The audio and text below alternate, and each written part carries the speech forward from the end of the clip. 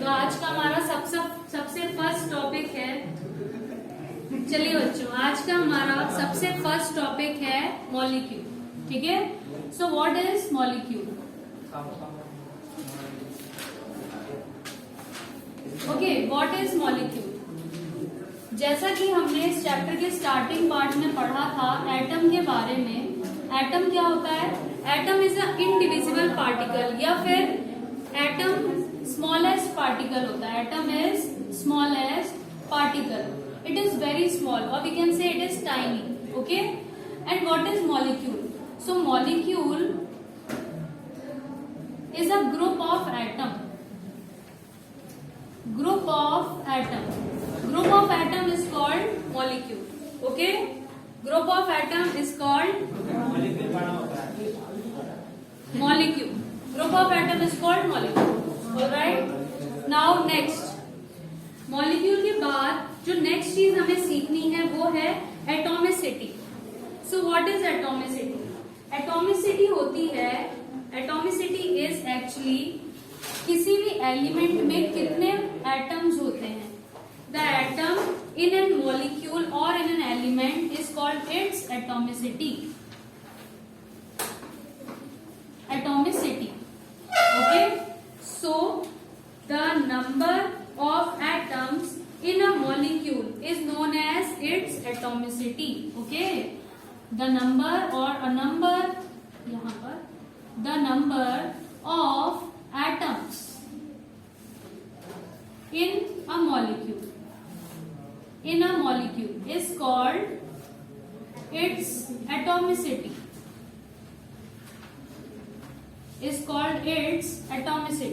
Okay, all right, so this is atomicity.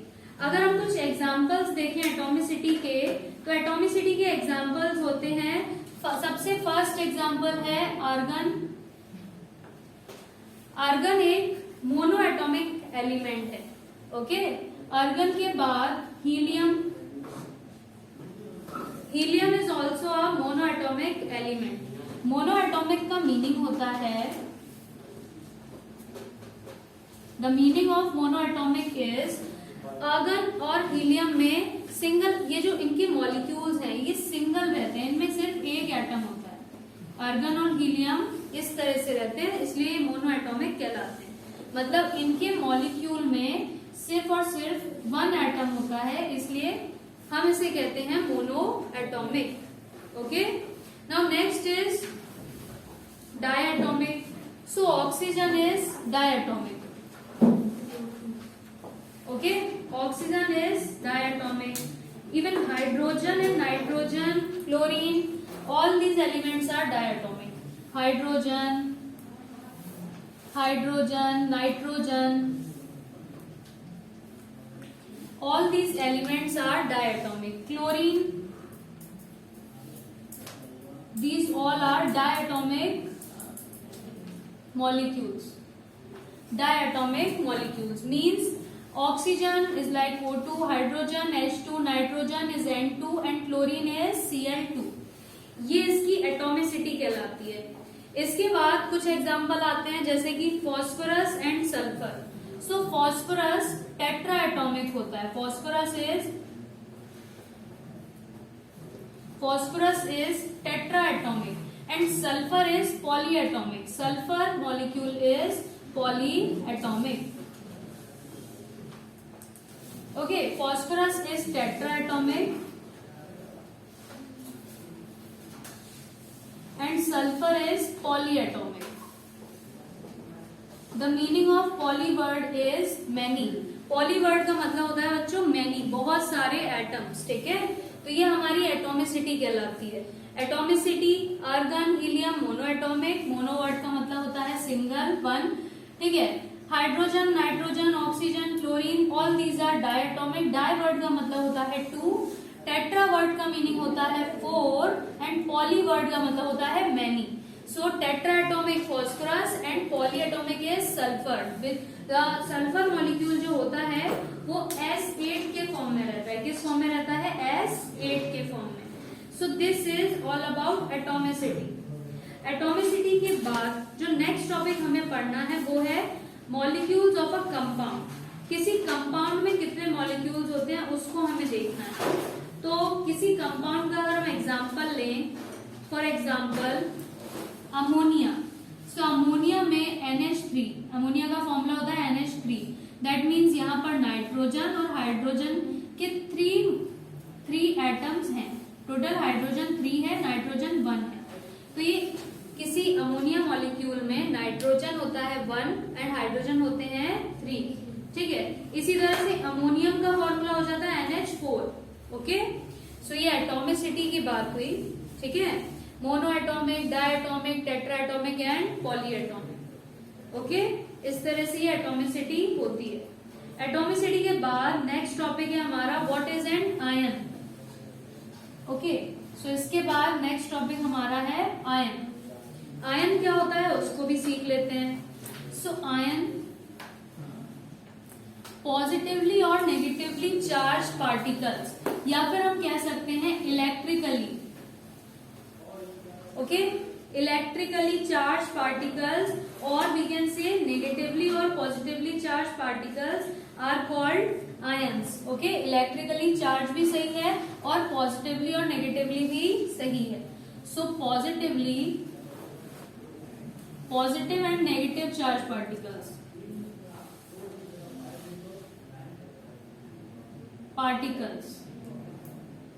Are called ions, जैसे कि hydrogen ion H+, OH- ion, okay. इसी तरह से Na+, Na positive, Cl negative, Mg2+, इस पे 2 positive हैं, ओके, Al3+। सो ये क्या है, आपके आयंस कहलाते हैं। These all are ions. ऐसे कंपाउंड जिनके ऊपर पॉजिटिव या नेगेटिव साइन होता है उनको हम आयंस बोलते हैं, ठीक है, उनको हम बोलते हैं ions. Now next topic is how to write a chemical formula. Chemical formula निकालना एक्चुअल में बहुत ही इजी टॉपिक है, बहुत ही इजी सी बात है। बस उसके लिए हमें वैलेंसी और कंपाउंड का सिंबल पता होना चाहिए। कैसे हम केमिकल फॉर्मूला बना सकते हैं, इसके लिए हमें सिर्फ और सिर्फ 2 चीजें पता होनी चाहिए, the valency and the symbol of the compound और एटम और एलिमेंट, ओके। सो इसके बाद हम नेक्स्ट टॉपिक पर आते हैं, how to write a chemical formula.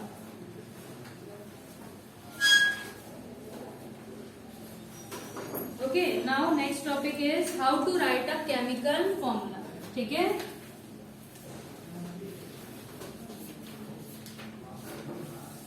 Okay, chemical formula, for example मैंने आपको अगर एग्जाम्पल में पूछा carbon tetrachloride, carbon tetrachloride, okay. So we know symbol of carbon, हमें पता है कार्बन का सिंबल होता है C। टेट्रा क्लोराइड में क्लोराइड होता है आपका Cl। टेट्रा वर्ड का मतलब अभी बताया था, दैट इज 4, ओके। सो हमें क्या करना है, इनकी वैलेंसी लिखना है। कार्बन की वैलेंसी होती है 4, क्लोरीन की वैलेंसी इज 1 एंड नेक्स्ट इनको क्रॉस मल्टीप्लाई कर देना है। सो फॉर्मूला बन जाएगा, कार्बन के साथ वैलेंसी लिखी जाएगी क्लोरीन की, दैट इज 1 एंड क्लोरीन के साथ कार्बन की 4। सो फॉर्मूला बनता है, 1 को लिखने की कोई नीड नहीं होती। सो फॉर्मूला बन जाता है CCl4, okay, CCl4। This is carbon tetra chloride. तो वैलेंसी हमें पता होनी चाहिए एलिमेंट्स की, और जो हमें सिंबल्स हैं वो भी नोन होने चाहिए, जिससे कि हम केमिकल फॉर्मूला बना सकते हैं। कुछ और एग्जांपल से सीखते हैं how to write a chemical formula. For example aluminium oxide, aluminium oxide, aluminium का फॉर्मूला होता है Al और ऑक्साइड का O। सो Al की वैलेंसी होती है 3 एंड ऑक्सीजन की valency is 2। Next step cross multiply, so now formula बन जाएगा Al2O3। This is the formula of aluminium oxide. इस तरह से हम केमिकल फॉर्मूला बना सकते हैं। इस तरह से आप चीजों के केमिकल फॉर्मूला इजीली बना सकते हैं, ठीक है। Now next topic is molecular mass and mole concept. तो सबसे पहले हम मॉलिक्यूलर मास निकालना सीखेंगे कि मॉलिक्यूलर मास किस तरह से फाइंड आउट किया जाता है। So our next topic is molecular mass. molecular mass. Okay, so how to find the molecular mass? Suppose आपको एग्जांपल दिया है CH4. कार्बन का इंडिविजुअल मास हमें याद होना चाहिए, हाइड्रोजन का भी मास याद होना चाहिए. That means molecular mass find out करने के लिए हमें एलिमेंट्स के एटॉमिक मास लर्न होने चाहिए. जैसा कि आपको पहले प्रीवियस क्लासेस में बताया गया कि atomic number and atomic mass are very important topics जो कि हमें याद करने हैं. We have to learn them. So आपको एटॉमिक मास याद होंगे तो आप किसी भी मॉलिक्यूल का मॉलिक्यूलर मास भी फाइंड कर सकते हैं. देखते हैं किस तरह से फाइंड आउट किया जाता है. कार्बन का मास होता है 12. हमें कार्बन के मास को ऐड करना है हाइड्रोजन के मास से. हाइड्रोजन का मास होता है 1 और यहाँ टोटल 4 हाइड्रोजन है तो 1 into 4. ओके, तो यहाँ पर 4 प्लस यहाँ 12, मास टोटल कितना आ जाएगा यहाँ पर 16. एंड इसकी यूनिट होती है यू. यू का मीनिंग होता है atomic mass unit. Atomic mass unit. So this is molecular mass. Okay, alright, this is molecular mass. So this is all about the molecular mass. कुछ और एग्जांपल्स हम practice करते हैं मॉलिक्यूलर मास कैसे find out किया जा सकता है. So ये हमने CH4 एग्जांपल देखा. नाउ हम एक और एग्जांपल लेते हैं CaCl2. CaCl2. Ca का मास होता है 40, Cl2 का मास होता है 35.5. So we know यहाँ पर 2Cl है. So ये फॉर्मूला बन जाएगा. हम इसको ऐड करेंगे तो हमारा आंसर कितना आ जाएगा यहाँ पर 111U. ठीक है, 111U. ठीक है, 40 प्लस इनको करेंगे तो 71, तो आंसर आ जाएगा आपका. ठीक है, इस तरह से आप मॉलिक्यूलर मास फाइंड आउट कर सकते हैं. और यूनिट हमेशा होगी U. U का मतलब होता है atomic mass unit. Okay, so this is molecular मास. इसी तरह से फॉर्मूला मास भी निकाल लेते हैं हम. ठीक है, सो this is molecular mass and formula mass.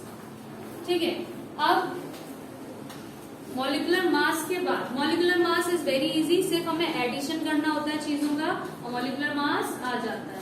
Now our next topic is mole concept. It is very important topic. ये आपको क्लासेस हायर क्लासेस में भी काम आता है. Mole concept is very important topic. ये आपको 11th में 12th में भी बहुत काम आएगा. It is very important for your higher classes.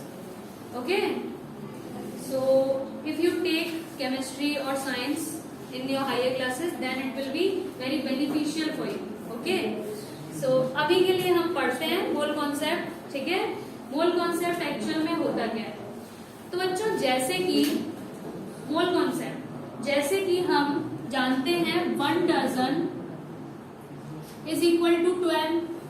जब आप मार्केट में 1 डजन कुछ भी फ्रूट्स अगर आप बना ले जाते हैं 1 डजन आप बोलते हैं तो अपने आप 12 आपको दे देता है, 12 है ना. तो 1 डजन इक्वल टू 12. इसी तरह से बच्चों मोल का भी कुछ ना कुछ सेम केस होता है. ठीक है, मोल के साथ में भी आपका यही केस होता है. सो 1 मोल इज इक्वल टू 1 मोल आपका. अभी हम और भी चीज सीखेंगे इसमें. एक्चुअल में 1 मोल की वैल्यू यहाँ पर आपकी होती है, अगर किसी एलिमेंट से कंपेयर करें तो वो उस एलिमेंट के मास के बराबर होगी. और अगर 1 मोल, जो एक साइंटिस्ट थे जिनका नाम था एवोगैड्रो, तो उन्होंने एक नंबर दिया था जिसको बोला था एवोगैड्रोस कांस्टेंट या एवोगैड्रो नंबर. तो बच्चों वो था 6.022 इंटू 10 टू द पावर 23. तो 1 मोल इसके इक्वल होता है. ठीक है, 1 mole is equal to this. जैसे कि 1 dozen is equal to 12, 1 mole is equal to this one 6.022 into 10 to the power 23. Mole concept actual में है क्या. अगर हम आपकी एनसीईआरटी बुक में देखें तो आपको एक छोटा सा चार्ट टाइप का दिया हुआ है जहां पर 1 मोल्स को बहुत अच्छे से डिफाइन किया गया है. 1 मोल ऑफ कार्बन एटम किसके इक्वल होता है. 1 mole carbon atom is equal to what. हम सब जानते हैं कार्बन का मास 12 होता है, तो 1 mole is equal to 12 gram of carbon atom. and it is also equal to 6.022 into 10 to the power 23 mole of carbon atom. Okay, so इस तरह से हम 1 मोल को डिफाइन करते हैं। कार्बन का मास एक्चुअल में 12 होता है, तो 1 मोल कार्बन किसके इक्वल होगा? 12 ग्राम कार्बन के। जैसे कि अगर आप मार्केट में 1 दर्जन बनाना लेने जाते हैं तो आप 12 बनानास लेके आते हैं, ठीक है। वैसे ही 1 मोल कार्बन एटम किसके इक्वल होता है? अगर आप किसी भी केमिस्ट से जाकर के 1 मोल कार्बन खरीदने जाते हैं तो आपको कितने ग्राम कार्बन देगा? 12 ग्राम कार्बन देगा, ठीक है। अगर आप 1 मोल कार्बन खरीदने जाते हैं तो आप कितना ग्राम कार्बन खरीद रहे हैं? 12 ग्राम ऑफ कार्बन। सिमिलरली कितने एटम्स खरीद रहे हैं आप? 6.022 into 10 to the power 23 atoms of carbon, ठीक है। एटम्स ऑफ कार्बन, यहाँ पर हमें मोल लिखने की भी कोई नीड नहीं है, यहाँ पर सिर्फ कार्बन से काम चल जाएगा। Atoms of carbon. सिमिलरली इसी एग्जांपल को हम हाइड्रोजन में देखें। सो 1 मोल hydrogen is equal to 1 gram of hydrogen and also equal to 6.022 into 10 to the power 23 atom of hydrogen. अगर आप मार्केट में 1 ग्राम हाइड्रोजन खरीद रहे हैं तो आप इसको 1 मोल हाइड्रोजन भी बोल सकते हैं, और अगर आप बोलेंगे इतना तो भी आपको 1 मोल हाइड्रोजन ही मिलेगा। सो ये मोल कॉन्सेप्ट होता है। मोल कॉन्सेप्ट याद करने का सबसे simple way this one. 1 dozen जैसे 12 है, वैसे ही 1 मोल की वैल्यू हमें दे रखी है यहाँ पर। हर एक एलिमेंट का अपना एक मास होता है और उस एलिमेंट के मास के इक्वल ही उसका 1 मोल होगा। उस एलिमेंट के रिलेटिव मास के इक्वल होगा उसका 1 mole. Okay, so this is all about mole concept. अब मोल कॉन्सेप्ट में कुछ एग्जाम्पल्स, कुछ क्वेश्चंस आपके एग्जाम में आते हैं जिनको हमें सीखना है। सो this is all about mole concept. अब हम इसके कुछ क्वेश्चंस सीखेंगे। ओके, सो अब हम क्या सीखेंगे? इसके कुछ क्वेश्चंस। तो अब हम इसके कुछ क्वेश्चंस को सीखेंगे। So first question is calculate the number of moles for the following.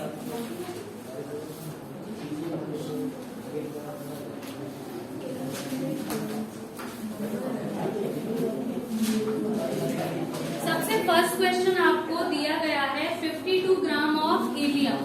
अगर आपको इस तरह के क्वेश्चन दिए हो तो आप कैसे फाइंड आउट करेंगे, इसको देखते हैं। अगर आपको क्वेश्चन में फाइंड आउट करना है नंबर ऑफ मोल्स, तो इसके लिए एक बहुत ही इजी सा फॉर्मूला होता है, गिवन मास अपॉन मोलर मास। गिवन मास अपॉन मोलर मास। गिवन मास जो आपको दिया गया है, मोलर मास जो आपको निकालना पड़ेगा या याद होगा तो आप निकाल सकते हैं। आपको क्वेश्चन में पूछ रहा है find the number of moles in 52 gram of helium, तो आपको गिवन मास दिया गया है 52। Given mass is your given mass is 52, okay, 52 and molar mass you have to find. So 52 helium का एक्चुअली मोलर मास हमें याद होना चाहिए। हीलियम का मोलर मास होता है 4, सो हीलियम का मास हो गया 4। 52/4 से हम इसको निकालेंगे तो कितना आंसर आ जाएगा हमारे पास यहाँ पर? 13। एंड द यूनिट जो यूज करेंगे हम वो कितनी होगी? यहाँ पर हम मोल्स निकाल रहे हैं, 13 मोल्स। 13 मोल्स, ओके, 13 मोल्स हमारा आंसर आ गया। तो नंबर ऑफ मोल्स मतलब 52 ग्राम ऑफ हीलियम में टोटल 13 मोल्स होते हैं। ओके, 52 ग्राम हीलियम में कितने मोल्स होंगे? 32 मोल्स। ओके, इसके लिए फॉर्मूला होता है गिवन मास अपॉन मोलर मास, ठीक है। तो गिवन मास अपॉन मोलर मास होता है, ठीक है। नाउ नेक्स्ट क्वेश्चन हम करते हैं। नेक्स्ट क्वेश्चन सीखेंगे। तो अच्छा, नेक्स्ट क्वेश्चन हमारा ये है 12.044 into 10 to the power 23 number of helium atoms में हमें मोल्स फाइंड करने। तो बच्चों इस तरह के क्वेश्चन में यहाँ पर फॉर्मूला यूज हो जाता है given number of particles upon Avogadro number, ठीक है। क्या फॉर्मूला यूज करेंगे? Given number of particles divided by Avogadro's number. Avogadro number को हम Na से भी लिखते हैं, capital N A। Avogadro's number क्या होता है? Avogadro number 6.022 into 10 to the power 23 और गिवन नंबर ऑफ पार्टिकल है 12.044 इंटू 10 टू द पावर 23। तो यहाँ पर आपका सीधे सीधे कट रहा है, यहाँ पर देखो ये कट हो जाएगा यहाँ पर, तो हमारा आंसर क्या आ जाएगा? यहाँ पर आपका बिल्कुल सिंपल सा आंसर आ जाएगा, 2 मोल्स आंसर आ जाएगा। ठीक है, तो यहाँ पर 2 आंसर आ जाएगा आपका। इस तरह के क्वेश्चन में आपका ये फॉर्मूला बन जाता है। अब जो नेक्स्ट हमारा टॉपिक है वो है कैलकुलेट द मास। तो calculate the mass in 0.5 mole of N2 gas.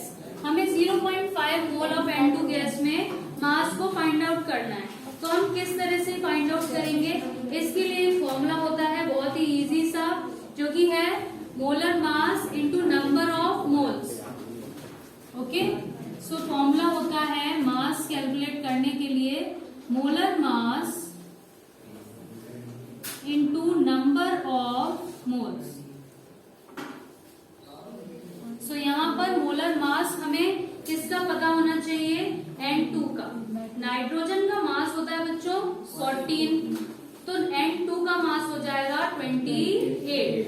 Okay, N2 का मास हो जाएगा 28 एंड नंबर ऑफ मोल्स हमें यहाँ दिए हुए हैं 0.5। सो 0.5 इंटू 28 मास कितना आ जाएगा हमारे पास यहाँ पर? 14 ग्राम। ओके, 0.5 इंटू 28 14 ग्राम हमारे पास मास आ गया। सो इस तरह से हम इस फॉर्मूले को यूज करके फाइंड आउट कर सकते हैं मास।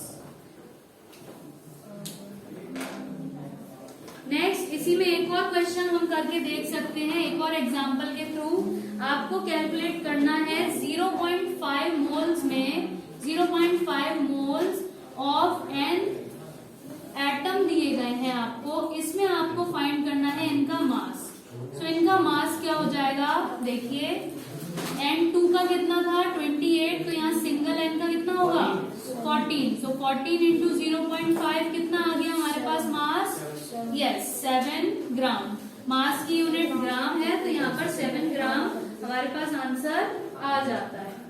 इसी तरह से कुछ और फॉर्मूले भी होते हैं, जैसे कि given mass upon molar mass into Avogadro's number, जिससे हम और भी चीजें फाइंड आउट कर सकते हैं। Given mass upon molar mass into Avogadro's number. इस तरह के क्वेश्चन जब आपको नंबर ऑफ मोल्स पूछा जाए और आपको सिर्फ गिवन मास दिया हो, मोलर मास दिया हो या आपको आता हो, तो जब आपको इस तरह के क्वेश्चन दिए जाएं तो आपको ये फॉर्मूला यूज करना है और आपको क्वेश्चन का आंसर फाइंड आउट कर लेना है। तो एक क्वेश्चन इस तरह का भी हम करके देख लेते हैं। We have to find out the number of molecules, मतलब 8 ग्राम ऑक्सीजन मॉलिक्यूल में हमें फाइंड आउट करना है नंबर ऑफ पार्टिकल्स। ओके, तो देखिएगा इसमें क्या करना है हमें। कैलकुलेट द क्वेश्चन, यहाँ पर आप इसको सीखते हैं हम। कैलकुलेट क्या करना है हमें यहाँ पर? Number of particles.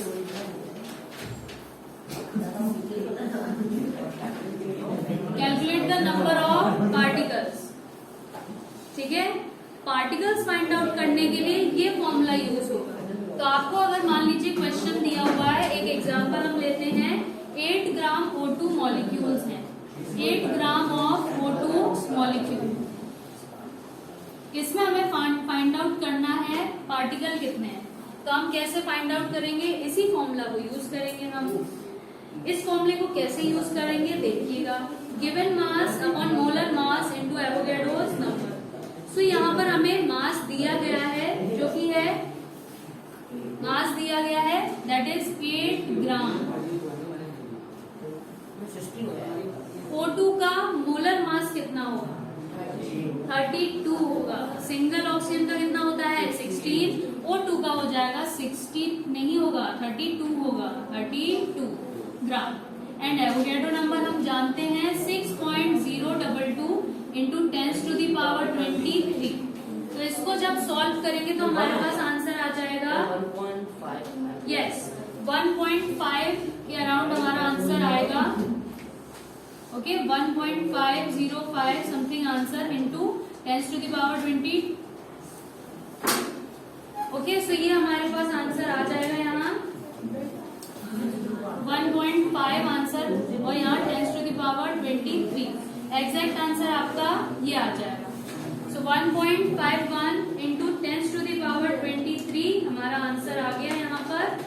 Okay so ये फॉर्मूला आपका हुआ इस तरह के क्वेश्चन में फाइंड आउट करने का। जब आपसे पूछा जाए नंबर ऑफ पार्टिकल्स, तो हमने 3 तरह से चीजें निकालना सीखी। हमने सीखा मास कैलकुलेट करना, हमने सीखा नंबर ऑफ पार्टिकल्स कैलकुलेट करना, और हमने सीखा मोल्स कैलकुलेट करना, नंबर ऑफ मोल्स कैलकुलेट करना। नंबर ऑफ मोल्स का निकालने का फॉर्मूला होता है गिवन मास अपॉन मोलर मास। मास कैलकुलेट करने का फॉर्मूला हमने सीखा था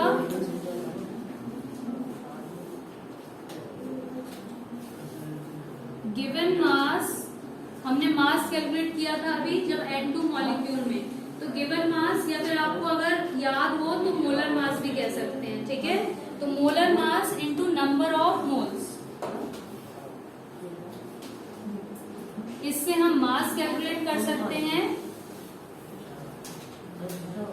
एंड नंबर ऑफ पार्टिकल्स का फॉर्मूला ये रहा हमारे पास given mass upon molar mass into Avogadro number. So ये 3 चीजें हमने मोल कॉन्सेप्ट में सीखी। इन 3 फॉर्मूले को यूज करके हम क्वेश्चंस को सॉल्व कर सकते हैं और अपना आंसर निकाल सकते हैं। So these 3 formula belongs to mole concept, और ये सारे टॉपिक्स हमारे मोल कॉन्सेप्ट में आते हैं। तो ये this is all about mole concept.